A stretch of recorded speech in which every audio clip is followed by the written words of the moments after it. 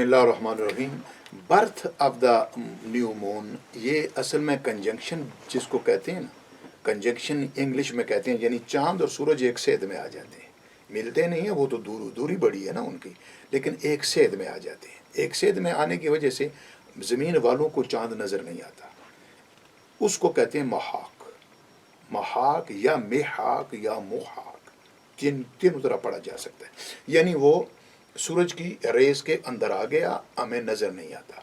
अब चांद की चूंकि स्पीड तेज़ है, उसकी रफ्तार तेज़ है और उसका बदन छोटा है सूरज की निस्बत, तो अब वो नई जब मंजिल शुरू करता है तो तेज़ी से शुरू करके आगे बढ़ता है। और जब सूरज से 3% थोड़ा सा जो हिलाली हमें नज़र आता है ना, वो पूरा चांद नज़र नहीं आता, थोड़ा सा नज़र आता है, इसको हिलाल कहते हैं। ये जो है, ये चूंकि इतना हिस्सा सूरज की शुआ से बाहर आता है, बाकी हिस्सा सूरज की रेस के अंदर होता है, हमें नज़र नहीं आता। जो जो चांद हटता जाता है, तो मसलन फुल मून जो होता है बिल्कुल अपोजिट साइड होती है उसकी सूरज से, तो 180 डिग्री पर होता है, तो इसलिए पूरा चांद हमें फुल मून इसलिए कहते हैं। जितना चांद कम नज़र आए ना हमें, मसलन हाफ नज़र आए या हाफ से कुछ थोड़ा कम या ज़्यादा, वो उतना हिस्सा सूरज की रेस के अंदर होता है, तो हमें नज़र नहीं आता।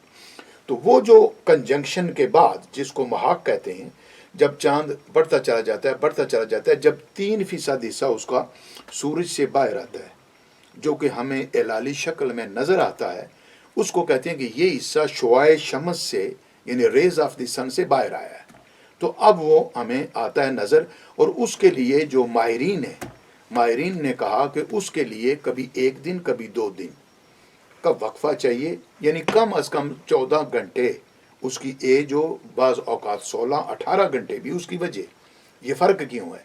फ़र्क इसलिए है कि उसका एल्टीट्यूड यानी इर्तफ़ा अलल उफ़क़, उफ़क़ के ऊपर बुलंदी ज़रूरी है, और एलोंगेशन यानी सूरज से दूरी। इर्तफ़ा जो है उसका, जिसको एल्टीट्यूड कहते हैं, वो मिनिमम 5 डिग्री होना चाहिए इर्तफ़ा एक, और एलोंगेशन जो उसको बोध मिन शम्स या सूरज से दूरी कहते हैं, वो मिनिमम 8 डिग्री होनी चाहिए। जब 5 डिग्री इर्तफ़ा हो और मिनिमम 8 डिग्री उसका बोध मिन शम्स यानी एलोंगेशन हो, तो उस वक्त आम तौर पर जो लैग टाइम है ना, दैट इज़ मोर देन 40 और 45 डिग्री। और उस कैफियत में चांद की साइटिंग, यानी चांद सूरज से बाहर है, जिसको हम कहते हैं काबिल रोयत होना। चांद उस वक्त काबिल रोयत होता है।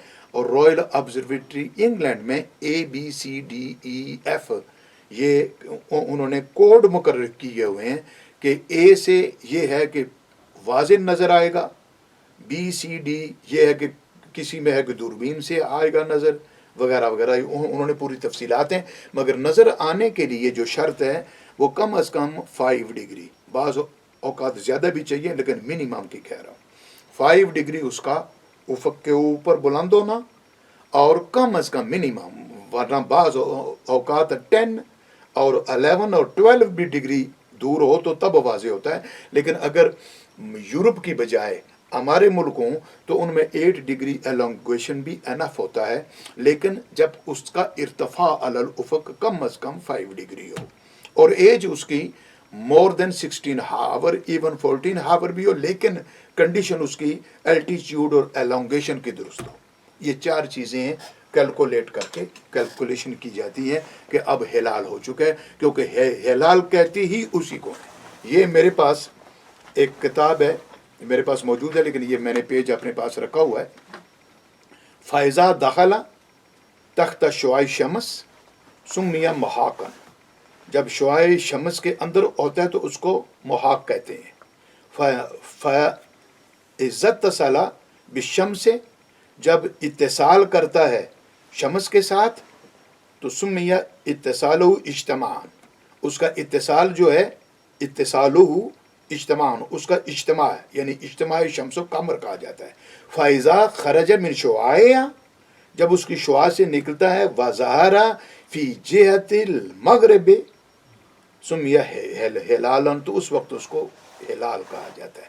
यानी दूसरे लफ्ज़ों में اور بھی کتابیں میرے پاس ہیں کہ جب شعاع شمس کے اندر ہو تو ہلال نہیں ہوتا، محاق ہوتا ہے.